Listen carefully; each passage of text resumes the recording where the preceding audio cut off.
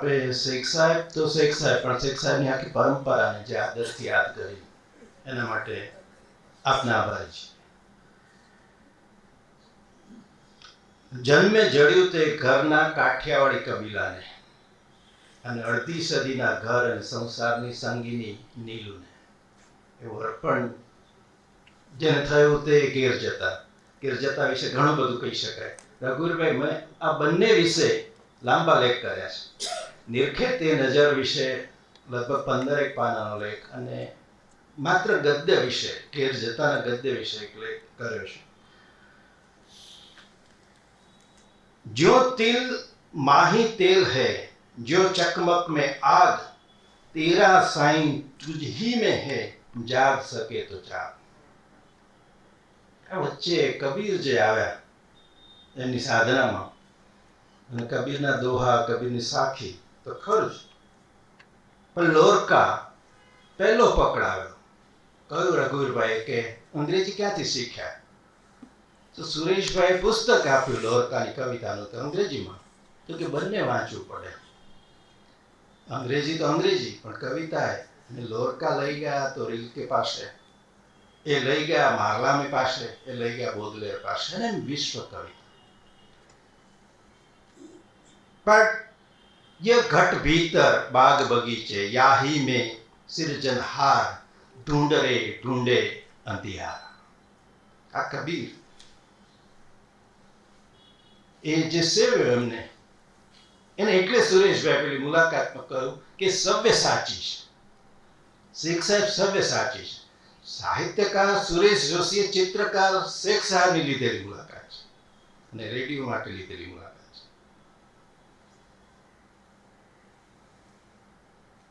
ઉત્તમ લગી જ્યાં સુધી ન પહોંચે ત્યાં સુધી મથામણ ચાલુ રહેવી જોઈએ, એવું શેખ સાહેબ માને. અને એટલે જ ઘેર જતા માટે એમ કે એક જ લીટીમાં કે સાવ અંગત અને સમગ્રને એકી સાથે ઓળખવાની આ વેળ છે. આ વેળ પણ એ જ છે શેખ સાહેબને સાંભળવાની. આવો શેખ સાહેબ, આપ અંગત અને સમગ્ર એને એક કરી દો, અમને કહો કે આ વેળ તે શું છે. આદરણીય ગુલામ અહમદ શેખ સાહેબ, આપનો ઉમર કરો. પહાડ કોનો માનો, ક્યાંથી શરૂઆત કરું? સૌ પહેલા તો દર્શક ફાઉન્ડેશન, અને સાથે સાથે મારા મિત્ર હસમુખ શાહ, જે દર્શક ફાઉન્ડેશન સાથે બહુ જ ઘનિષ્ઠપણે સંકળાયેલા હતા, એ બે યાદ આવે છે. નાનપણમાં જે ઘરમાં હું રહ્યો, અને પહેલી વાર આજે જન્મે જડી તે ભાષાની અંદર પ્રવેશ મળ્યો, એ માટે કોનો પાર માનો? આખા કુટુંબનો પાર માનો, આખા સમાજનો પાર માનો, કે બધા સૌ બધાનો, તમારો બધાનો પાર માનો. કે સુરેશભાઈએ માત્ર લોરકાને રિલ્કે વંચાવ્યા નહીં, સુરેશભાઈએ કવિતાના હાથ લગી પહોંચાડવાની, શું કહેવાય, કેડી ચીંધી. અને એ કેડીએ ચાલતા ચાલતા જે કંઈ પણ મળ્યું તે આ બધું કવિતા કે ગદ્યમાં ઠલવાય. બે મુદ્દા સૂજે છે અત્યારે, પછી હું એક તો જાણે ભાષા, અને એમાં આપણી તળની ભાષા, બંનેનો સમાવેશ કરીએ તો મારા અનુભવે આટલો વિપુલ ભંડાર મેં બીજે જોયો નથી. હું એટલે બધી ભાષાઓ વિશે બોલી શકું એમ નથી, પણ જ્યાં જ્યાં મને લાગ્યું કે હું અંગ્રેજીમાં આ વાત કરું છું કે હિન્દીમાં આ પ્રમાણે વાત કરું છું, મારી પાસે ગુજરાતીમાં એ જ વસ્તુને 3 વાર કહેવાની સક્ષમતા છે. એટલે આ ભાષાની અંદર જ જે પ્રજાએ જે અંદર વૃત્ત જેને કહેવાય કે મૂળ એનો જે જીવ પ્રાણ જે છે તેની અંદર કંઈક એવું શું કહેવાય એટલું ઘનિષ્ઠ અંદર કંઈ આરોપ્યું છે કે જેનો છેડો નથી, અને જેટલું ખોદો એટલી ખાણ આખી ખોલ્યા જ કરે છે, ખોલ્યા જ કરે છે. એટલે સૌથી પહેલો તો એ કે આ ભાષા મને મળી એટલે સૌથી પહેલો પાઠ તે ભાષા. ભાષાએ બીજું કર્મ એ કર્યું મારા માટે, એણે માત્ર ભાષાના નહીં પણ અનેક પ્રકારની સર્જનાના અનેક બારણા ખોલી આપ્યા એક સાથે. ભાષામાંથી બધું મળ્યું, વિશ્વ ભાષા મળી, વિશ્વના કવિઓ વાંચવાનું મળ્યું, વિશ્વના લેખકોનો પરિચય થયો, અને એમ થયું કે જેમ સુરેશભાઈ કહેતા હતા કે ઉત્તમ વાંચો, એટલે હંમેશા એટલે જ એ લવટા પકડાવી દેતા, ગમે તે થાય પણ આ વાંચો ખરા. એટલે એમણે એક નમૂનો દેખાડ્યો કે ગુજરાતી ભાષા એની મેળે આંતરરાષ્ટ્રીય કે કોઈ પણ એવા શું કહેવાય લેવલ પર જઈને પોતાનું ગજુ કાઢી શકે એવી છે કે નહીં એ સાબિત કરો. અમારા મનમાં બધાના મનમાં એ જ હતું કે કવિતાના હદ સુધી પહોંચવા માટે શું કરવું.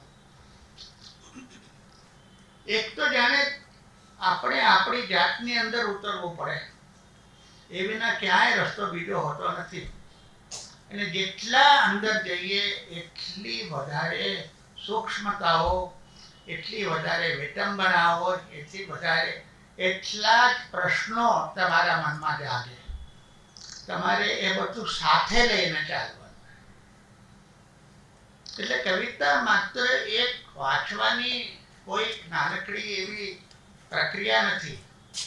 કવિતાની અંદર પ્રવેશ કરવો એટલે આ વિશ્વના કોઈ એક એવા ઘટકની અંદર પ્રવેશ કરવાનો છે કે જ્યાં એના હાથ સુધી તમે પહોંચી શકો. પહોંચાય ખરું? ઘણી વાર વાંચતા વાંચતા થયું છે એવું, પહોંચાય છે.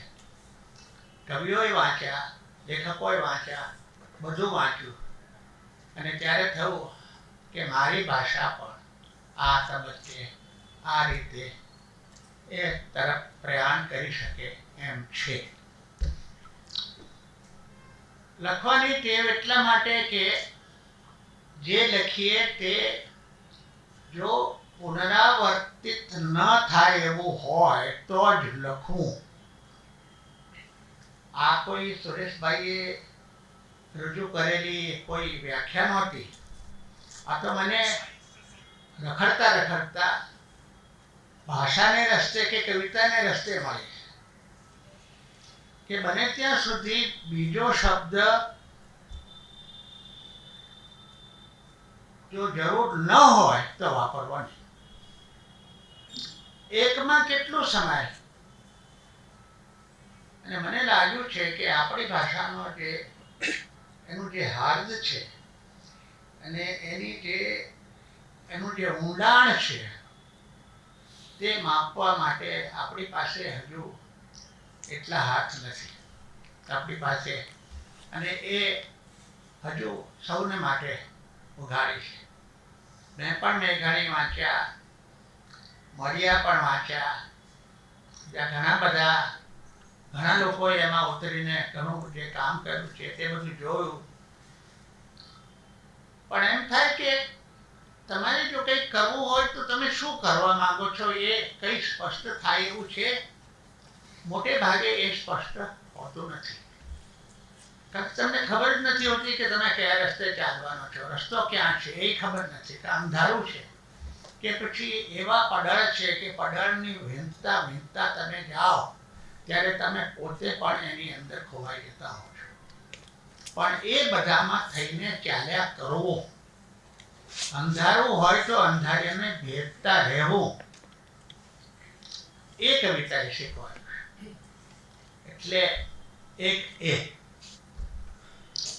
બીજો મને અનુભવ થયો, બિંદુ તો અહીં છે અને મારી સામે જ છે, કે હિન્દીમાં કરતા કેટલાય શબ્દોના પર્યાય હિન્દીમાં મળ્યા નહીં. એનો અર્થ એ થયો કે ગુજરાતી ભાષાની અંદર અમુક પ્રકારની જે શું કહેવાય એનું જે ઘનિષ્ઠતા છે, અથવા એની આપણે જેને શું કહીએ, જેના અનેક પાસાઓ છે, એવી એ જે ભાષા ને તમારે બીજી ભાષામાં જ્યારે ઉતારવી હોય ત્યારે કઈ સમસ્યાઓ નડે તેનો અમને તે વખતે અનુભવ થયો. મારી એક વિદ્યાર્થીની હતી, એ પણ એમાં જોડાઈ, શેફાલી બેન નામની. એ માલવામાં ઉછરેલી હતી. એટલે કે માલવી લોકભાષાની અંદર તમે જે વાત કરો છો તેવા શબ્દો મળે ખરા. એટલે એ ત્યાંથી લાવી અને હિન્દીમાં માલવી નાખ્યું. આ તો વાત કરવાની વાત કરું છું, પણ મને એમ લાગે છે અને અત્યારે એનો અંગ્રેજી અનુવાદ થઈ રહ્યો છે. હેમાંગ કુમાર દેસાઈ સીગલ પ્રકાશન માટે આ અનુવાદ કરે છે. મારી પાસે અનુવાદ 1 વર્ષ લગી પડી રહ્યો અને હમણાં વખત જોતો રહ્યો. લગભગ વાક્ય મારે ઠેબા ખાવા પડ્યા. તે હેમાંગે કેટલા ઠેબા ખાધા હશે? હેમાંગે ખાધા છે એનાથી 3 ગણા ઠેબા ખાઈને હું જ્યારે શબ્દો શોધવા માંડ્યો ત્યારે ઘણી વાર મારે સાવ કહી દેવું પડ્યું કે ના, અંગ્રેજી ભાષાની અંદર ઉતારવા માટે આ શબ્દોના પર્યાય મારી પાસે નથી. એટલે શું કરવાનું? કાં તો તમારે એને લગતું કંઈક એવું જે મળે તે શોધી કાઢવાનું, કાં તો તમારે એને સમાંતર એવી કોઈ ભાષા પ્રયોજવી કે જેથી એ ક્યાંક ને ક્યાંક પેલો જે દબાયેલા છેડા હોય એનો થોડીક ગાંઠ ખુલે. મોટાભાગની ગાંઠો તો ખોલવાની નથી, કારણ કે દરેક અનુવાદ જે છે તે એક અનુવાદકનું જ પુસ્તક હોય છે. આપણે વાંચીએ છીએ ટોલ્સ્ટોય, તે મૂળ તો રશિયનમાં, પણ આપણને જે મળ્યા તે અનુવાદકે આપેલા તો આપણને એ ખબર નથી પડતી કે આ બીજી ભાષાનું પુસ્તક છે. આપણે માર્કેસ વાંચીએ છીએ આજે, ત્યારે પણ આપણને ખબર નથી. એનું કારણ એ કે જે અનુવાદકો છે એમણે એવી પદ્ધતિ નિપજાવી, એક તો જાણે નિપુણ છે, આપણા અનુવાદો માફ કરજો જરા વધારે નિપુણ છે, અને બીજું એ કે એમણે એવી પદ્ધતિ નિપજાવી છે કે જેથી એ મૂળની નજીક જઈ શકે. એટલે એ પુસ્તક બંનેનું બની શકે છે. માર્કેસનું તો ખરું જ, પણ અનુવાદકનું પણ એ પુસ્તક છે. એ આપણે આપણી ભાષા પાસેથી કેમ શીખી નથી શકતા, એક એ મોટો પ્રશ્ન છે. મને લાગે છે કે આ 2 મુદ્દાઓ મારી સમક્ષ જ્યારે હું આ લખતો હતો ત્યારે પણ સામે હતા. પણ લખવું તે એક બહુ જ અઘરી પ્રક્રિયા છે. ખરેખર તો ખોદકામ કરતા હોય એવું લાગે. ક્યાંક કોદાળી હોય, ક્યાંક પાવડો હોય, જે કંઈ પણ હાથમાં આવ્યું તેનાથી ખોદવાનું. એટલે જ્યારે કશું ન મળે ત્યારે હાથથી ખોદવાનું, અંદર હાથ નાખીને ખોદવાનું. ત્યાં સુધી કે જ્યાં સુધી એનું પ્રવાહી આપણી આંગળીને અડે નહીં. અને એ જો થાય એવું નાનપણમાં, બાળપણમાં છોકરાઓ નદીમાં રમતા ત્યારે વીરડા ખોદતા. દરેક જણે મારો હાથ આટલો અંદર પહોંચે ત્યારે અંદરથી પાણી દેખાય. એમાં મારા ગામની નદી છે કદાચ દુનિયાની સૂકામાં સૂકી નદીઓની સાથે ખભા મેળવે એવી છે. કારણ કે ત્યાં લગભગ પાણી હોતું નથી. કોઈક વાર વરસાદ પડે અને પાણી ભર્યા તે જુદી વાત છે, પણ પછી બધું સુકાઈ જાય એટલે એ છેક એની અંદરના કોઈક હાડકાની અંદર ઘૂસી જતું હોય ત્યાંથી તમારે ખોળીને એ કાઢવાનું છે. એટલે લખવું એટલે આ. બીજું લખતા લખતા તમને એમ થાય કે આ લખ્યું તે સાવ નકામું છે. 2 દિવસ પછી વાંચો કે 5 દિવસ પછી વાંચો. મારા એક મિત્ર હતા, બધા જાણે છે, A.K. રામાનુજન નામના. એ મને કહેતા હતા કે હું કવિતા લખું ને પછી મારા સૌથી કડક એવા વિવેચક હોય એમની પાસે જઈને વાંચતો. અને એમને ગમે કે ન ગમે પણ હું એમને સાંભળતો એ શું કહે છે. પણ જે ફેરફાર કરવાના હોય તો હું જ કરતો. પણ જ્યાં સુધી 2-3 મહિના કે અમુક સમય સુધી એ શબ્દો મારા મનમાં ગુંજ્યા ન કરે ત્યાં લગી એ કવિતા હું છાપવા દેતો નહીં. આ એમણે નિયમ કરેલો. મારા માટે તો કેટલું શકાય, હું તો એટલું બધું. પણ મને લાગ્યું કે આપણી ભાષામાં એટલું બધું ભરેલું છે કે આપણે ખોટું કરીએ તે તો અંચાઈ કહેવાય. ભાષાની કંઈક ખોટી એનો દુરુપયોગ કર્યો હોય એવું લાગે. એટલે એ ફાડી નાખવાનો એક આપણી સામે શું કહેવાય વિકલ્પ છે. આ એક કરવાનો.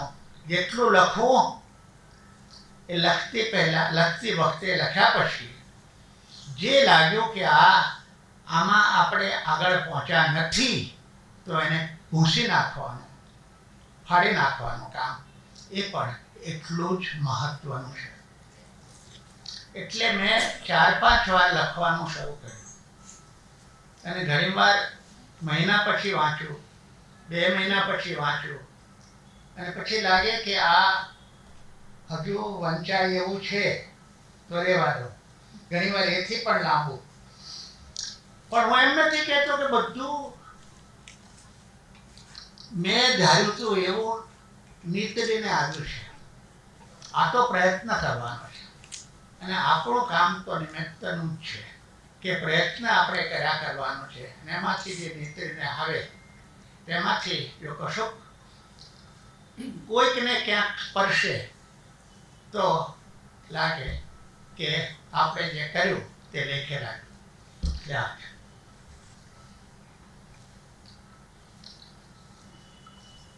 કવિતા લખવાની તો માફ કરજો હું વધારે વખત લઈ,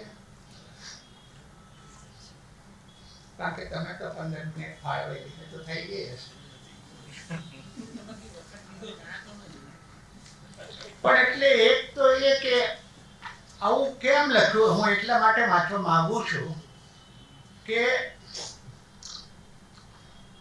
1961, 62, 63, 3 વર્ષ અને એ પહેલાના કદાચ 2-3 વર્ષ ગણો તો એ 5 વર્ષનો ગાળો એક તો મારા માટે જુવાનીનો ગાળો હતો. જુવાની એવી વસ્તુ છે કે ત્યાં તમને આખી દુનિયા જુદા સ્વરૂપે જોવા મળે છે. પહેલી વાર તમે બાળપણથી કે પછી તમે કિશોર વયના હો ત્યાર પછી જેવો કાંટો ફૂટે ત્યારે અને કદાચ પહેલો પ્રેમ થાય અથવા કોઈ તમને નકારી કાઢે, આ જે બધું છે તે એ જુવાનીના જોશની અંદર સમાયેલું છે. શું ભાષા એ અનુભવની સમાંતર કશું કંઈ કરી શકે ખરી? ન કરી શકતી હોય તો પછી કરવું શું, તે પણ પ્રશ્ન છે. પણ એટલા માટે જ જે એમણે પહેલાં વાંચ્યું તે તમે બેઠા કે એવું થાય છે કે આ થીજેલ કોપરેલ જેવી પોષની ચાંદનીને મસળીને આખા શરીરે ઘસું તો મારા શરીરમાં ઠરી ગયેલા જ્વાળામુખીઓ ફરી ઉગે. એવું થાય છે કે આ ધૂળના વધેરાયેલા અંગોને કોઈ આદિમ વેદનાના દોરે સીવું તો ફરી એકવાર પથ્થરો ને વાચા ફૂટે. આ વેરાન ઘાસના હળો પર મારા દેહના ખેતર ફેરવું તો કદાચ ચામડીમાં ચાસ ફૂટે. આ હીરાના ઝગઝગાટ વાળી રાત પર શેતાનના ફળદ્રુપ ભેજાના લોખંડથી મઢેલા હથોડા ઠોકું તો એની નીચે ભરાઈ બેઠેલા ઈશ્વરોને કરોળિયા થઈ નીકળવું પડે. ટાઢાબોળ ત્રાંબા જેવી પૃથ્વી પર સૃષ્ટિના પ્રથમ મંત્રની લીટી તાણું અને ગુફાના અંધકારમાં દટાઈ ગયેલા સમયની કરચલીઓને મરેલા સૂર્યોની ટાઢક ચાંપું તો ફરીવાર મારા વન્ય પશુ ઊંઘમાં છંછેડાય. અને કવિતા ત્યાં પૂરી થતી નથી. કહેવાનો એક હતો કે એ જે ઉત્કટ અનુભવની ક્ષણ હોય છે એને પકડવા માટે તમારી પાસે ભાષા છે ખરી? અને જો ન હોય તો શું કરવાનું? ક્યાંક ને ક્યાંક તો આપણે પહેલા કહ્યું તેમ ખોદવા માંડવાનું. એ જ કવિતા, એ જ ભાષા તમને રસ્તો સુઝાવે છે. એક પંક્તિ પછી બીજી પંક્તિ એની મેળે જાણે કે જન્મતી હોય એનો અનુભવ તમને સાક્ષાત થાય છે. તમે જોઈ શકો એવી રીતે કે હા હતું ક્યાં, આ બીજી પંક્તિ હતી ક્યાં, હમણાં તો નહોતી અને હવે ક્યાંથી આવી.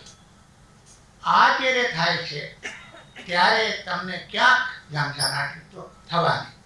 અને એ જો ઝણઝણાટી થતી હોય અને ભાષાના અંગમાં એ ઝણઝણાટી ક્યાંક પરોવાય તો ક્યાંક કવિતાનો એક તાંતણો ફૂટે. હવે આ તો શરૂઆતનું ઘણું બધું હતું. આજે જેસલમેરની વાત પણ થઈ. જેસલમેરના કાવ્યોનું એવું છે કે 1963માં અમે સાંભળ્યું હતું કે આપણા દેશના અદ્ભુત એવા કલાકાર M.F. હુસૈને રાજસ્થાન પર એક ફિલ્મ બનાવેલી, through the eyes of A painter.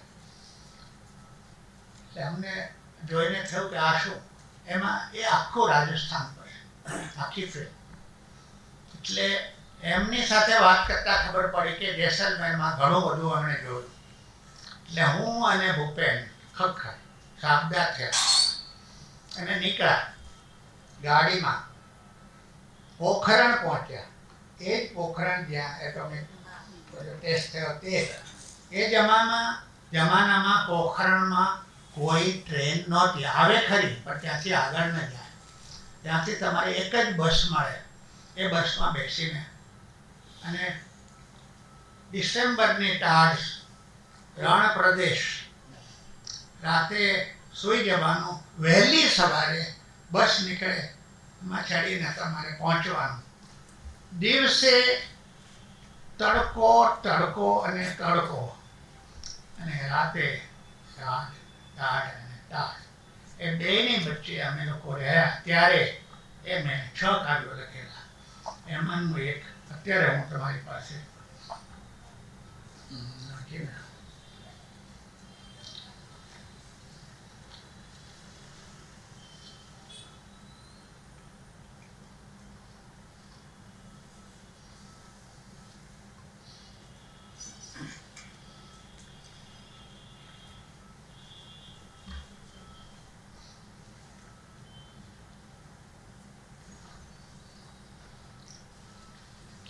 આ 6 કાવ્યોમાં એક પછી તો એક શ્રેણી જેવું થયું છે કે પહેલા ઉઘાડ થાય છે, પછી કંઈક આકૃતિઓ નીપજે છે, પછી કંઈ થોડું ચલિત થાય છે અને આગળ ચાલ્યા કરે છે અને છેવટે તેને કહેવાય ને કે એનો એક એવો અંત તો નથી આવતો, પણ એનો એવો એક છેડો આવે છે કે જ્યાં આ બધું શમી જાય છે.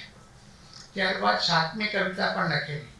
4 વર્ષ લગી જેસલમેરમાં વરસાદ વરસ્યો નહોતો અને એ ખબર સાથે એ છપાયેલું કે 4 વર્ષમાં જન્મેલા બાળકોને વરસાદ શું છે તેની ખબર નથી. એ 7મું કાવ્ય. પણ અત્યારે હું તમારી પાસે એક કાવ્ય વાંચું છું. મને લાગે છે કે આ 5 નંબરનો કાવ્ય છે તે હાલના તબક્કે હું જે કહેવા માંગુ છું તેમાંનું કશુંક એમાંથી પ્રગટ કરશે. આમાં તમને કહું કેવી રીતે છે. શરૂઆત પહેલું જે કાવ્ય છે તે તમે વાંચ્યું તે પ્રમાણે પહેલું જે મરુથલે મોરતી મડુસ, અને પછી જે છે તે બીજામાં એ પછી ભીતો વિશે છે, પછી કોટના કાંગરા વિશે નગરી છે તે છે, પછી એક કાવ્ય જે બહુ બધે છપાય છે તે તપ્યો તપ્યો સૂરજ તે ભારે. પણ આ 5મું છે એમાં એ નગરીની પણ વાત છે. પથરા વચ્ચે ભીંસાયેલ સફેદ ચૂનાના વાટાઓને પૂછ્યું, ગેરુ રંગની દિવાલોને પૂછ્યું ઝેરી લીલાશ પકડતી તોતિંગ બારણાની ભોગળોને પૂછ્યું, હમણાં ફેંકેલા પૂર્વજના જર્જરિત સાફાને, પાપણોની છત્રીવાળા ઝરૂખાની કોતરણીમાં ઢળેલી ઘાટીલી હવાને પૂછ્યું, કિલ્લાની રાંગે લટકતા ચણિયાના ચીથરાને, સુતેલા મહેલના દરવાજે નિર્લજ્જ નખરા કરતી ગલીઓને પૂછ્યું, ગોળ ગોળ આંખોની બાજુમાં સુકાતી જતી રેખાઓને, બાવળને વેંઢારી વસૂકી ગયેલી ધરતીને, ભાંગેલા ઘુમ્મટના ભૂક્કા વચ્ચે સંભોગરત કપોત યુગલને પૂછ્યું. બધા પ્રશ્નો બપોર ભાંગતા સુધીમાં ભૂક્કો થઈ ગયા.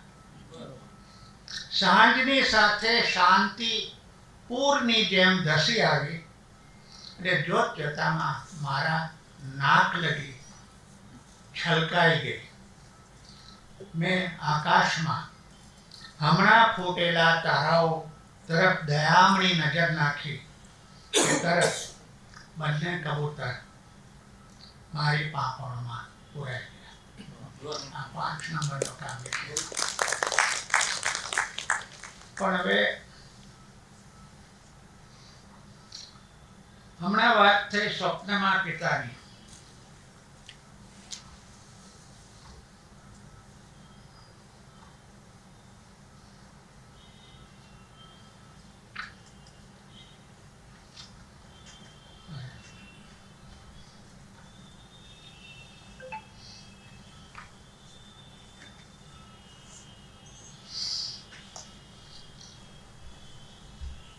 આ ખરેખર એક અર્થમાં કહીએ તો એટલે આ તો તમારી સાથે માત્ર જેને કહેવાય ને કે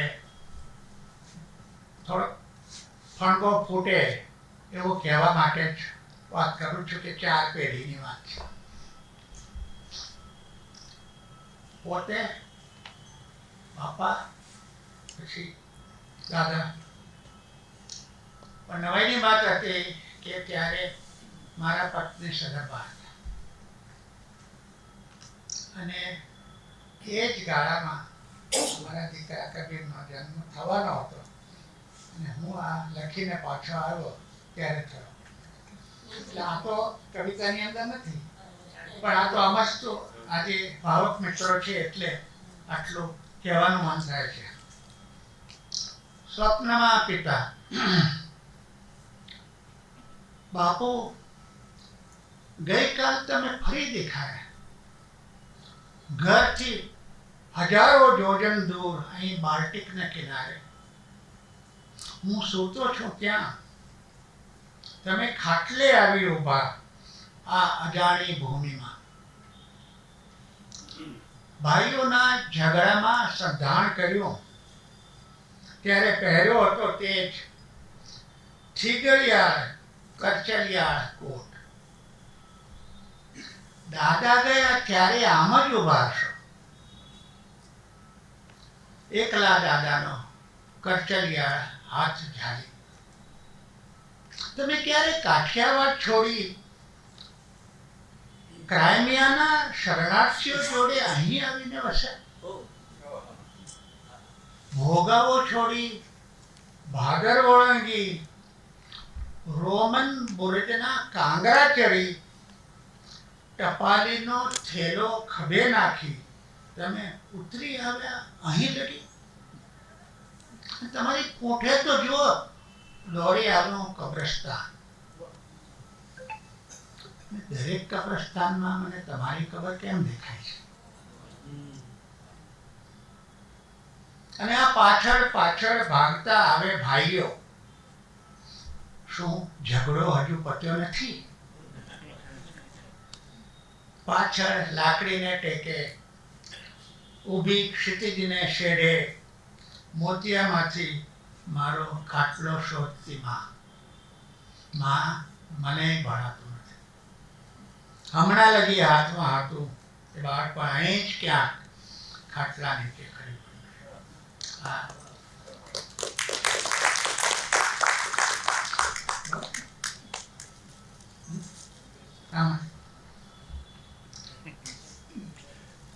ઘેર જતામાંથી કશું વાંચવાનું થાય તો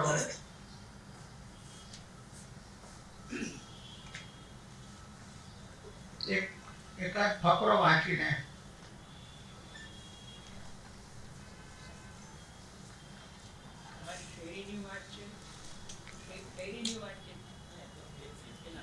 શેરી. આ વગડાના જીવ નામનો એક ની અંદર એમાં હું તમને શરૂઆતનો ફકરો અને છેલ્લો ફકરો બે સાથે, પણ વચવાનું તમારે કલ્પના કરી.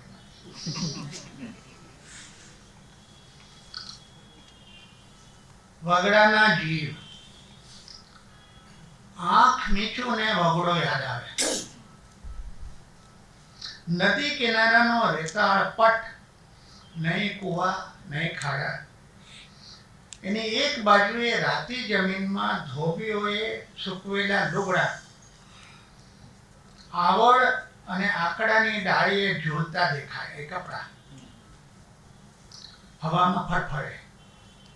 સવારે સંડાસને બહાને હું ઘરથી બહુ દૂર નીકળી જતો અને આવતી વખતે રસ્તાની રાતી ધોર, ઢેફા, આછો ખડકાળ કિનારો અને એમાં ઉગેલી આવળના છોડમાંથી ડોકાતા પીળા ફૂલોને જોતો બેસી જતો. ગામની જમીન વાંજણી છે. એમાં ઝાઝા ઝાડ નથી ઉગતા. ખેતરમાં સમ ખાવા પૂરતો પાક થાય છે. ચોમાસા પછી નદીના ભાંઠામાં થોડા કાકડી ચીબડા થાય. બાકી તો આવળ ભાવળ ડીંડલિયા અને હાથિયા થોર ચારેય બાજુ પથરાયેલા દેખાય. દૂર મૂળના રસ્તે લીમડા, પીપળ અને થોડી બોરડી. આ બધી વનસ્પતિની લીલાશમાં રહેતા જીવ જોવાનો, કલ્પવાનો મને પહેલેથી જ ફંદ. આકડા પર જીવડા, આવળ પર ઈયળ, બાવળ પર મકોડાની હિલચાલ જોઈને વિચારે ચડી જતો. કોઈક વાર આવળના પીળા ફૂલનું ઝુમખું આંખ પર અંધારું ચડી આવતું દેખાતું તો બાવળના પડછાયામાં લાલ પીળા રંગ દેખાતા. છોડના પાંદડા તોડી એના રેસા કાઢવાની ક્રિયા પાછળ કઈ વૃત્તિ હશે? આવડના ફૂલને પણ હું એમ જ તોડી પાંખીએ પાંખીઓ વીખીને જોતો. એની વાસ નાકમાં પોમડાની જેમ ભરાઈ રહેતી અને રાતે સપનામાં હું આવડના જંગલમાં મારી જાતને આડોટતી જોતો. બાવળની શીંગો તોડી એની કડવાશ મોંમાં મમડાવવાની, આકડાની ડાળી તોડી એના કહેવાતું દૂધ જે સફેદ રંગનો પ્રવાહી હોય છે, દૂધને પાંદડામાં એકઠું કરવાની પણ રોજની રમત. આ બધા છોડ ઝાડ રાતી ભોખરી જમીનની વાંઝણી કુખે ઉગેલા જીવ જેવા. લોકવાણીમાં એમનું અસ્તિત્વ જીવને સંઘરતા રહેઠાણ જેવું. તેથી જ્યારે જ્યારે આ છોડ ઝાડ નિર્જન વાતાવરણમાં દેખાતા ત્યારે મનમાં થોડી ફરક પેસતી અને મૂળી ગામના રસ્તે પીપળાના પાંદડામાંથી પસાર થતો પવન એની ડાળીઓની ઢંઢોળી ખખડાવે ત્યારે પાંસળા સોંસરી એક ધ્રુજારી પસાર થઈ જતી. આવડ ડોલે આકડા કે થોડની પાછળ ઝાંઝવા દેખાય, બાવળની ઝૂકેલી ડાળીઓ જમીન પર લીટા કરતી ઝૂલે ત્યારે કશીક અમાનવીય શક્તિનો અણસાર વર્તાય. વનસ્પતિની ગંધમાંથી મન આકૃતિ ઘડી કાઢે, આકડા કે થોરની પાછળ કોઈના પગલાં સંભળાય, પીપળના થડ પાછળ કોઈ સંતાયેલું લાગે, બાવળના સોટા તો જાણે પ્રેતને આહ્વાન કરતા ફકીરના મોર પીઠ જેવા ઝૂમતા લાગે બાવળના સોટા. હવે છેલ્લે 3 નાના ફકરા છે. મારા લોહી, રંગો, ચામડી અને હાડપણમાં બાળપણના બધા જીવોએ વાસો કર્યો છે. અંધારું અને અંધારાના જીવને સાથે લઈ સૂતા સૂતા મને પહેલી વાર પુરુષત્વનું ભાન થયું. જીવોની સાથે ઉછરેલી ઈચ્છાઓ, વાસનાઓ મારા શરીરના દરેક ખૂણામાં વિકસી અને ઘૂમરાવા લાગી ત્યારે અંધારામાં જ સ્વપ્ન દોષ થયો. બાળપણના કાચા ફળમાં ધરબાયેલી જામગરી ફૂટી અને પ્રેતની વાયકાએ પલટો લીધો. લોકમનમાં પ્રેત સાથે વાસો કરતા જાનવરની વાત સમજાવવા લાગી. કહે છે કે ગામના છેડે વગડામાં કેટલાક વિચિત્ર જાનવર રહે છે. એના રૂપરંગ માણસ જેવા, માત્ર શરીરે ગોરીલા જેવા વાળ, હાથ અને પગનો ઉપયોગ કરીને ચાલે અને હરણફાળો ભરી દોડે. આ જાનવર અસુર ટાણે નીકળે અને મોડી રાતે ગામમાં ઘૂસે. એની ટેવ માણસનું અપહરણ કરવાની. નર હોય તો સ્ત્રીને ઉપાડી જાય, માદા હોય તો પુરુષને. મોટે ભાગે ગામને એકલવાએ ખોરડે નળિયા ખસેડી ઉતરે, જરા સરખો અવાજ કર્યા વગર સૂતેલા માણસને ખભે નાખી સવાર પડતા પહેલા પોતાની ગુફામાં લઈ જાય અને એની જોડે આખો દિવસ સંભોગ કરાવે. રાતે બહાર નીકળતા પહેલા માણસના પગના તળિયા કાનસ જેવી જીભથી ચાટી છોલી નાખે, જેથી માણસ નાશે નહીં. કહે છે કે વગડાની કેટલીક અવાવરૂ ગુફાઓમાં અનેક નર નારીના હાડપિંજર પડ્યા છે. રાતના વહેણ સાથે નળિયામાંથી ડોકાતું ચાંદાનું અજવાળું ગોદડા પર સરકતું જોઈ લાગતું. રાતના વહેણ સાથે નળિયામાંથી ડોકાતું ચાંદાનું અજવાળું થોડા ગોદડા પર ગોદડા પર સરકતું જોઈ લાગતું કે કોઈક ઉપરથી નળિયા ખસેડે છે. કોઈક વાર છાપરા પર સરકતી બિલાડીને લીધે નળિયા ખખડતા તો શરીરમાં ધ્રુજારી વાપી જતી. દૂરની આંબલીએ ચીબરી ઝરેરતી. બાજુના કતલખાનાના બારડાની તરડમાં ભરાયેલ પવન તરડ અવાજ કરતો ને પગના તળિયામાં ઝણઝણાટી વ્યાપી જતી. પગ અકળાઈ જતા. છાપરેથી ઉતરતી સંભોગાકાંક્ષી માદાની વાટ જોતા જોતા રાત પરસેવાની જેમ છલકાઈને ઉતરી જતી.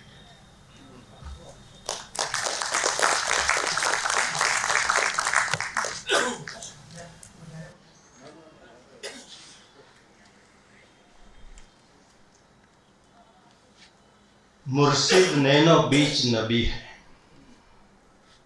आज કબીરને યાદ કરીને કહીએ, એક દીર્ઘ યાત્રા એમની સર્જનની આપણી સામે મૂકી આપી. 1958નું એ વર્ષ હતું અને માનવ નામનું સામાયિક હજુ વિશ્વ માનવ નહોતું થયું.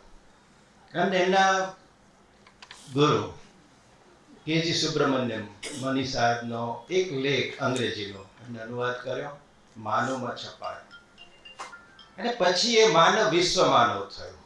આ વિશ્વ માનવ કાળથી જે શેખ સાહેબને જાણે છે એવા, અને પછી તો વિશ્વ માનવ સાથે પણ જે સંકળાય એવા પ્રકાશ નસા હવે આપણી સામે એમના વિશે વાત કરે અધ્યક્ષીય. તો યાદ કરીએ આપણે ભોગીભાઈનું એ સામાયિક વિશ્વ માનવ કાળે એક રામજી મંદિરની પોળ અને એમાં શેખ સાહેબ પણ નિવાસ કરે, એમના જ ઘરમાં નિવાસ કરે. એની બહુ જ ઉમળકાથી વાતો એમને કરી છે. પછી નાગરિક નિસ્બતથી નિડરતાથી પત્રકારત્વ કરતા નિરીક્ષકના તંત્રી અને અમારા દર્શક ફાઉન્ડેશનના ટ્રસ્ટી પ્રકાશ નસાને અધ્યક્ષીય પ્રવચન માટે વિનંતી કરું. શ્રી પ્રકાશભાઈ શાહ.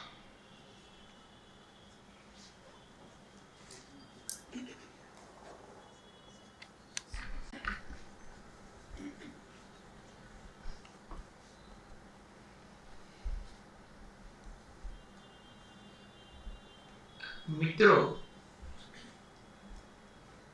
શેખ સાહેબના વક્તવ્ય પછી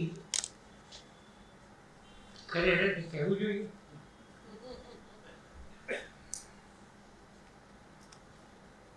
પણ સંજયે કહ્યું છે કે ભાઈ જમવા રોકાવાનું છે એટલે I must earn my dinner.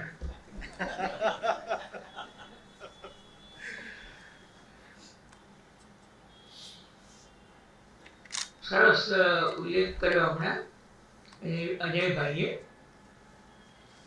કે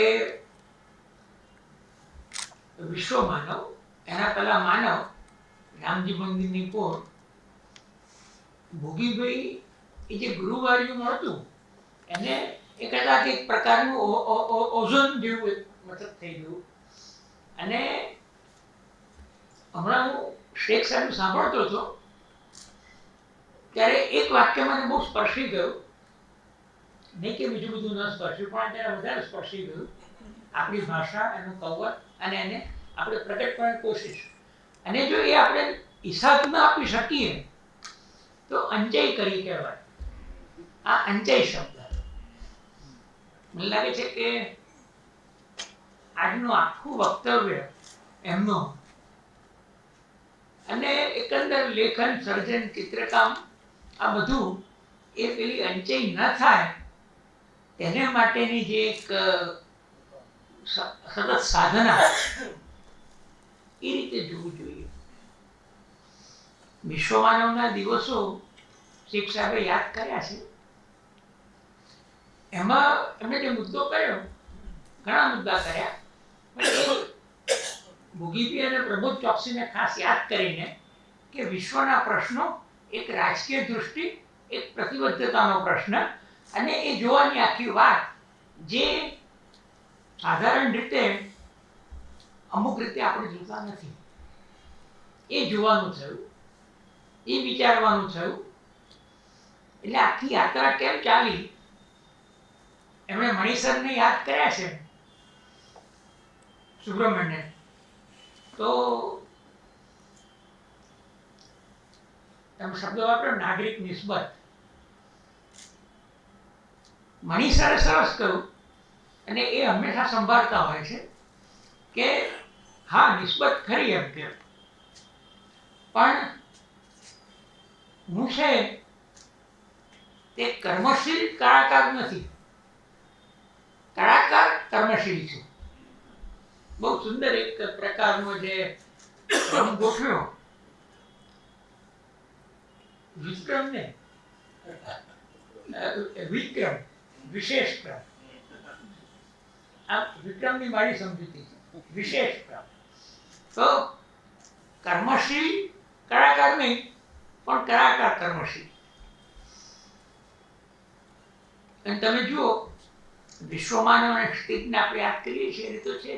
વડોદરા, આજે વડોદરામાં આપણા 3 મિત્રો છે, ગુલામ મોહમ્મદ શેખ, ઠીક વખત લંડનથી આવીને રહેતા ભીખુભાઈ, અને સીતાંશુ. જે પેલી ટ્રેડિશન છે વડોદરાની એક વિશેષતા, જે ક્યારેક ભોગીભાઈના વર્તુળમાં, સુરેશભાઈના એમાં, અને જે વિકસી એની એક હવા, એમાં આ પ્રતિબદ્ધતા અથવા નાગરિક નિસ્બત, પણ એનો વિવેક, કર્મશીલ કલાકાર નહીં, પણ કલાકાર કર્મશીલ. એ રીતે શેખ સાહેબની આખી યાત્રા એ જોવા જેવી છે. તમે યાદ કરી, લિથુઆનિયામાં એમણે બાપુને યાદ કર્યા, 4 પેઢી. રઘુવીરભાઈ કહે છે કે બાપુ કહેતા ગાંધી પણ યાદ આવે, વાત તો સાચી, પણ એ ગાંધી પાસે ગયા એ પણ વિલક્ષણ છે. જેમ આપણે લાભશંકરને તો કાલનો તડકો બી દેખાય તે કહેવાય નહીં, પણ એ ગાંધી પાસે ગયા તો કયા ગાંધી એમને જડ્યા? એ દક્ષિણ આફ્રિકામાં હજુ જે ઘડાઈને પ્રગટ થઈ રહ્યા છે તે ગાંધી એમને જડ્યા. એના ચિત્ર પર કામ કર્યું, અને પછી તરત દક્ષિણ ભારતમાં આવેલા તરતના ગાંધી. અને એમણે કહ્યું છે કે એમાં તો મને અવનીન્દ્રનાથની પણ એક અસર હતી ગાંધીના એમાં, પણ આ ગાંધી જે આપણે એક ફિનિશ પ્રોડક્ટને અહીંયા મળ્યા નહીં, પણ જે એક અંકુરમાં હતી, એ ગાંધી પ્રતિમા, એ એમણે એમના એમાં પકડી. એવું જ એમનું કબીરનું ખેંચાણ, અપત્ય વાસ્તવ્ય તો હશે જ, પણ કબીરનું ખેંચાણ. અને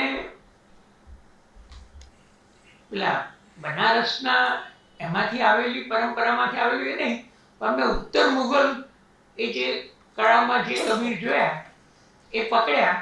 અને પણ કરતા થયું કે કુમાર ગંધર્વોને સાંભળતા જે સમજ્યા છે તે કબીર ચિત્રમાં આવી શકે. તો આ ધ્વનિ જ્યારે બહાર આવ્યું ત્યારે એક નાનકડું એનું પેલું એ ભગત સાહેબે લખ્યું હતું, એમાં એમ કે આ સંગીતનું ચિત્ર કે ચિત્રનું સંગીત, એમ એમણે કાવ્ય એવું એક, જે રીતે કબીરની વાત એમણે મુલાકાતોમાં કહી છે, અને કુમાર ગાંધર્વ, અને કોરોના કાળમાં તો એમણે કહ્યું કે ચિત્ર કરતા ભીમસેન જોશી, મલ્લિકાર્જુન મનસુરનું નામ સાંભળે તો જુદો સંસ્કાર આવે, જુદો. દેવી હંમેશા બહુ ભાવથી યાદ કરે કે અમારે ધારવાડમાં એમ કે રિક્ષાવાળા કહે કે આ બાજુથી નહીં જવાનું, અત્યારે મલ્લિકાર્જુનનો એમનો રિયાઝનો સમય હશે, ત્યાંથી અવાજ ના કરે. તો આ મલ્લિકાર્જુન મનસુર, આ કુમાર ગંધર્વ, આ ભીમસેન જોશી, અને એની જોડેની ચિત્રકારી એક જુદી જ યાત્રા છે. પણ સાહેબ મને તો જે બહુ ગમ્યું કે આ જ કે અંતે કરવાની નહીં અને એનો આનંદ મેળવવાનો. ખૂબ ખૂબ આભાર સાહેબ.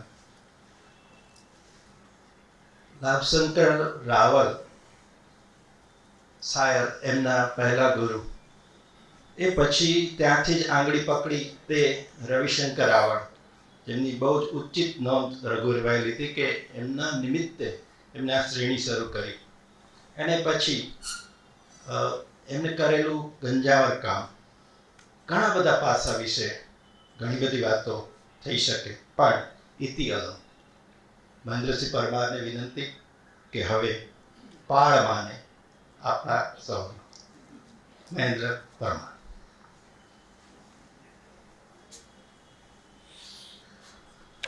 નમસ્તે, સૌનો આભાર. આભાર માનવા માટેના અડધિયા શોધતો હતો અને મને અજયભાઈનો આભાર માનવાનું મન થયું કે એ ઘેર છતાં એક પ્રત અહીંયા લઈને આવ્યા છે. અને શેખ સાહેબનો આભાર કે આમાંથી એમણે ગોદડીનું કશું વાંચ્યું નહીં. એટલે હવે મને એવું લાગે છે કે ઘરે જઈએ છીએ તો આ ગોદડીનું એક ગદ્ય લઈને જઈએ અને બધાનો આભાર એ રીતે માનીએ.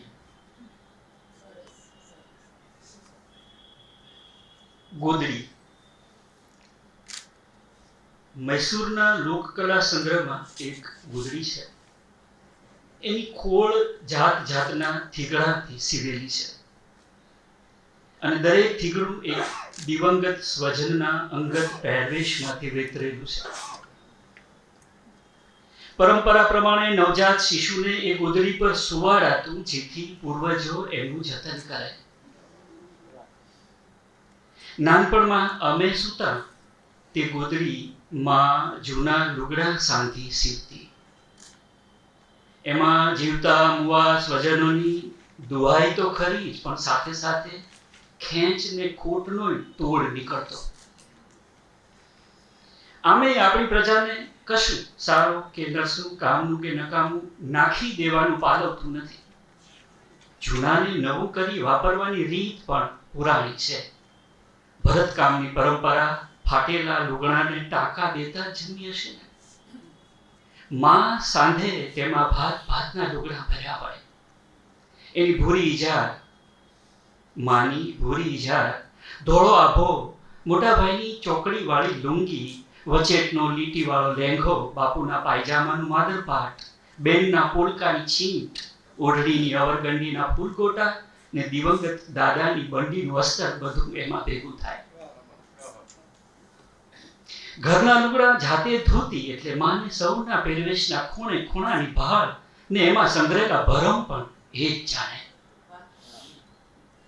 ધોવાનું લુગડું જળે ને ફાટવા માંડે ત્યારે પહેલા તો એના પર થીગડા ચડે, પણ ચીથરા જેવું થાય નહીં કે એન જગાએ ફાટે નહીં ત્યાં સુધી એને ફાડવાની ઉતાવળ નહીં. ઢગલો થાય એટલે માં લુગડાનું પોટલું ઓટલે નાખે ને ગાભામાં ગરક થઈ ખાખા ખોળા કરે. સીધું દેખાય તો ઠીક, નહીતર લુગડું અજવાળા સામે ધરી જળેલો ભાગ જાણી લે ને પછી ચીરાની ચરી ચરી ચાલે. ઓટ વાળો ભાગ મૂકી એ થાય એટલા સાજા કટકા કાઢે ને રખે કામનું નીકળી જાય એની ખાતરી કરી ટુકડા ગાળની ફરશ પર ગોઠવે ને આગા પાછા કરે. કોઈ ચોરસ તો કોઈ ત્રિકોણિયા, કોઈ લેંઘા જેટલા લાંબા તો ખિસ્સા જેવડા ટૂંકા. એમના રૂપ, રંગ, પોત અને ધાર મેળવી એ ગોદડીના માપે ગોઠવે. પછી મોની સોય હાથે લઈ ટાંકા ભરે ને ભરતી ભરતી ઝીણું ઝીણું ગણગણતી જાય.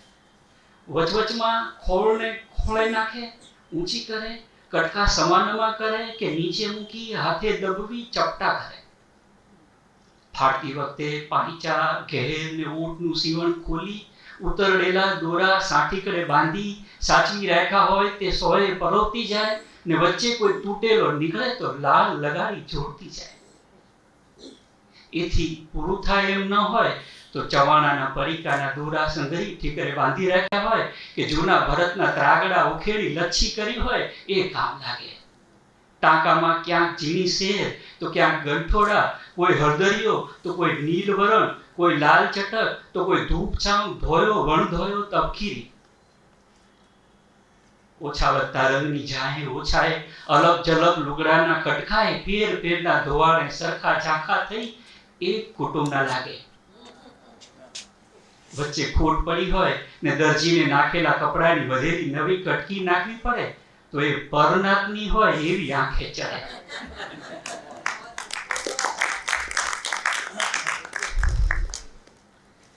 ગોદડી તો માની હતી, પણ એને ગદ્યના ભરતથી ભરી દીકરાએ. તો એમનો આભાર. દર્શક ફાઉન્ડેશનના મધુકરભાઈ, એમનો આભાર. સાહિત્ય પરિષદના આ પરિસરનો આભાર. અને આ એક સરસ સાંજનો આભાર કે આજે શેખ સાહેબ પાસેથી આપણને થોડુંક સાંભળવા મળ્યું. દિલ્હીના પ્રદર્શનમાં હું ને મારી દીકરી ગયા હતા તો ત્યાં એક ચિત્ર મનમાં છપાઈ ગયેલું. એક ઝાડ ઉપર કેટલા બધા પંખીઓ બેઠા છે. અમે વિચાર કરતા હતા કે આ બધા ઘરે બેઠા છે કે ઘરે જવા બેઠા છે. અહીંયા બેઠેલા પંખીઓનું પણ એવું છે. એ બધાનો આભાર. ધન્યવાદ. વંદે.